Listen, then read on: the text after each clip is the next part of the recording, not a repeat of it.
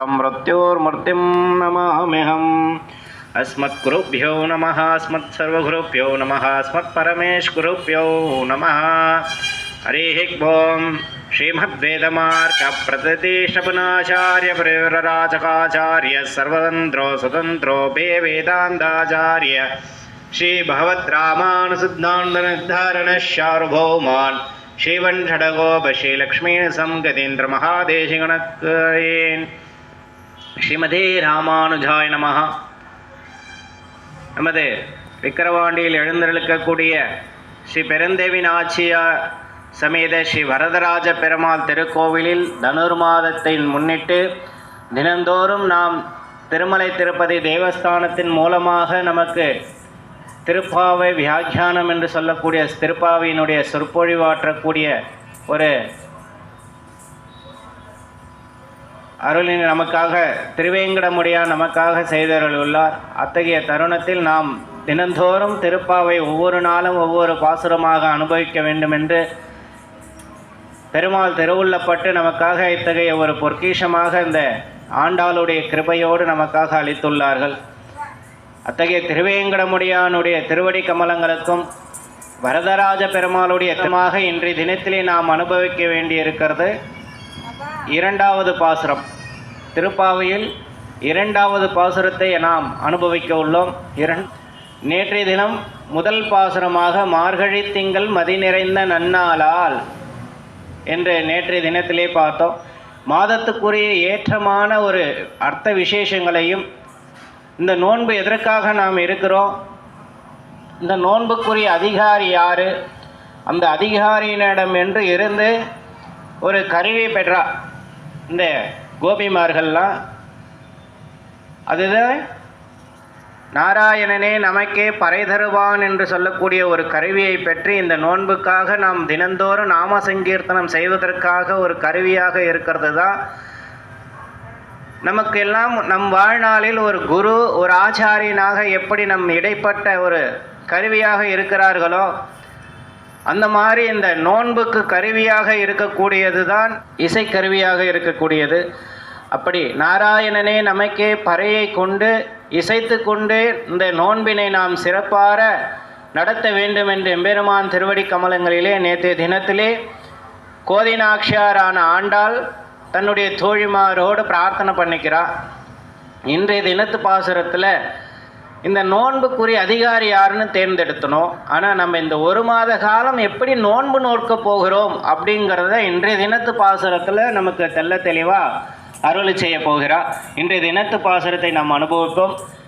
வையத்து வாழ்வீர்கள் நாம் உண்ணும் பாவைக்கு செய்யும் கிரீசைகள் கேளீரோ, பார்க்கடலுள் பைய துயன்ன பரமனடி பாடி நெய்யுண்ணோம் பாலுண்ணோம் நாற்காலை நேராடி மையிட்டெழுதோம் மலரிட்டு நாமுடியோம் செய்யாதன செய்யும் தீக்குறளை சென்னோதோம் ஐயமும் பேச்சையும் ஆந்தனையும் கை காட்டி ஐயமும் பேச்சையும் ஆந்தனையும் கை காட்டி உய்யுமாறெண்ணி உகந்தேலோரெம்பவாய்.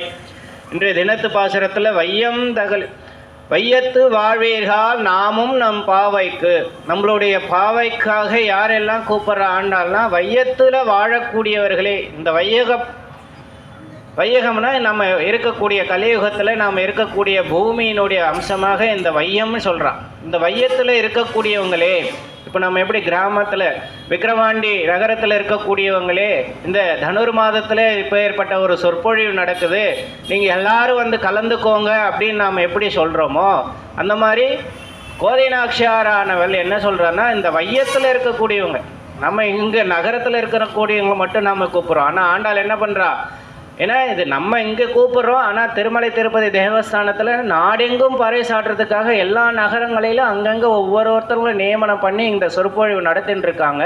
அதனால் நம்ம நகரத்தில் இருக்கிறவால தான் நம்ம பக்கத்தில் ஆக்ஷன் இருக்கோம். ஆனால் கோதை நாச்சியார் என்ன பண்ணுறா, வையத்து வாழ்வீர்கள், இந்த வையத்தில் இருக்கக்கூடிய அனைவருமே இந்த நோன்பில் கலந்து கொள்ளுங்க அப்படின்னு சொல்லிட்டு, இந்த வையத்தில் வாழக்கூடிய அன்பர்களே பக்தர்களே அப்படின்னு சொல்லிட்டு சொல்கிறா. வையத்து வாழ்வீர்கள் நாமும் நம் பாவைக்காக. இது என்னுடைய பாவை எங்களுடைய பாவைன்னுலாம் ஆண்டாள் சொல்ல. யாருடைய பாவைன்னு சொல்கிறா, நம் பாவை. நம் பாவைனா எல்லாருக்கும் உரியவள்,